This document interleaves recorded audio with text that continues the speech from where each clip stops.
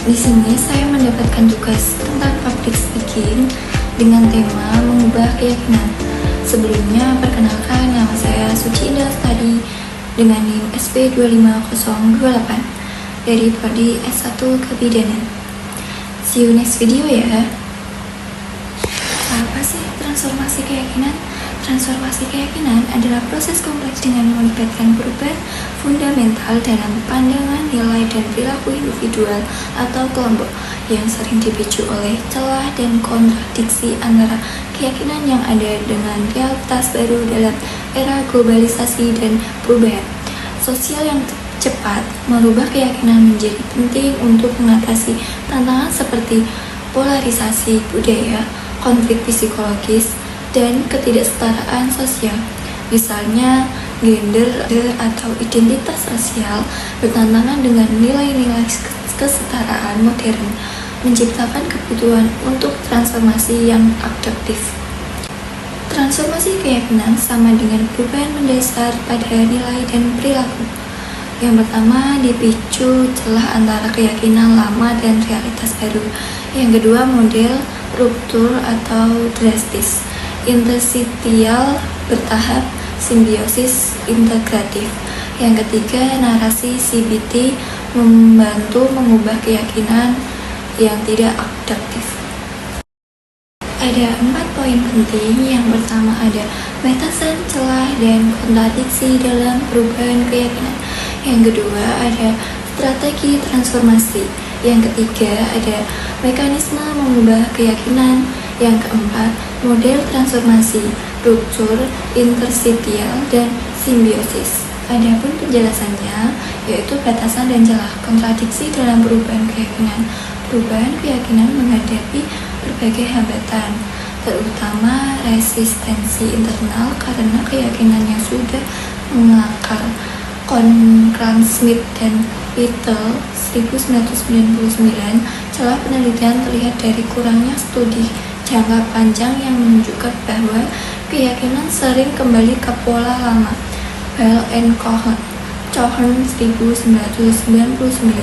Kontradiksi juga muncul ketika tekanan eksternal memaksa perubahan sehingga menimbulkan resistensi atau kebablasan. Patrick 1999.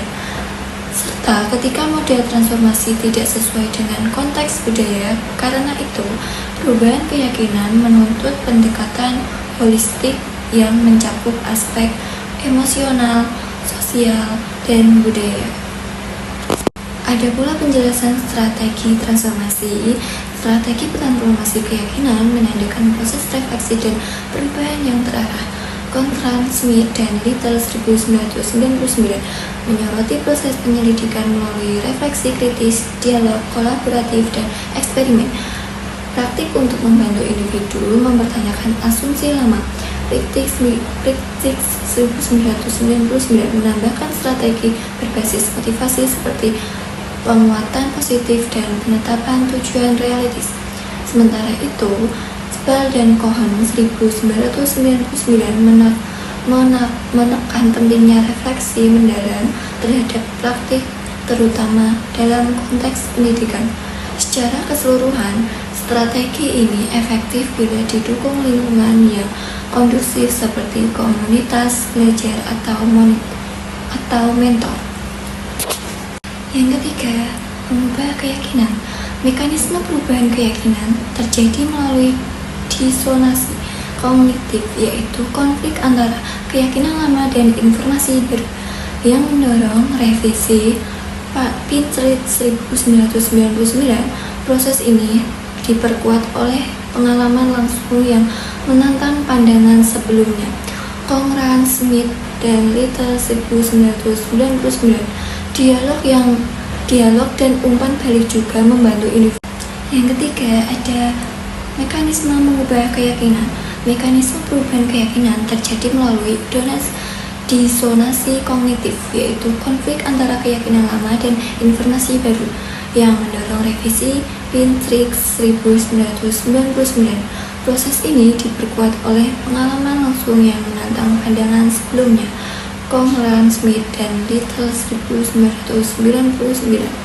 Dialog yang umpan baliknya juga membantu individu membentuk dan menegaskan keyakinan baru.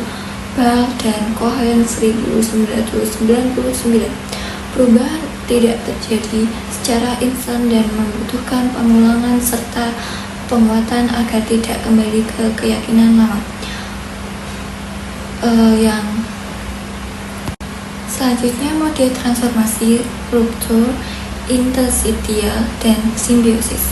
Yang pertama, ruptur adalah perubahan mendadak akibat krisis yang menghancurkan keyakinan lama cepat namun beresiko tinggi. Yang kedua ada simbiosis. Yang kedua ada simbiosis, menghubungkan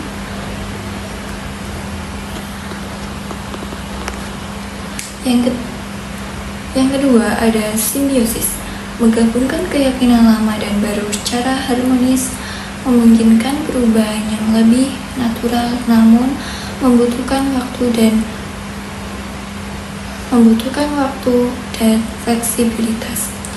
Yang ketiga ada interstitial, berlangsung secara bertahap melalui ruang transisi, membangun keyakinan baru di antara yang lama sehingga lebih stabil dan tidak traumatis. Yang keempat ada kesimpulan dan saran. Yang terakhir ada saran dan kesimpulan. Transformasi keyakinan terjadi melalui interaksi faktor kognitif, emosional, dan sosial. Perubahan dapat dipicu oleh disonansi kognitif, pengalaman emosional atau spiritual, serta bukti baru yang menantang keyakinan lama meskipun keyakinan yang kuat cenderung stabil.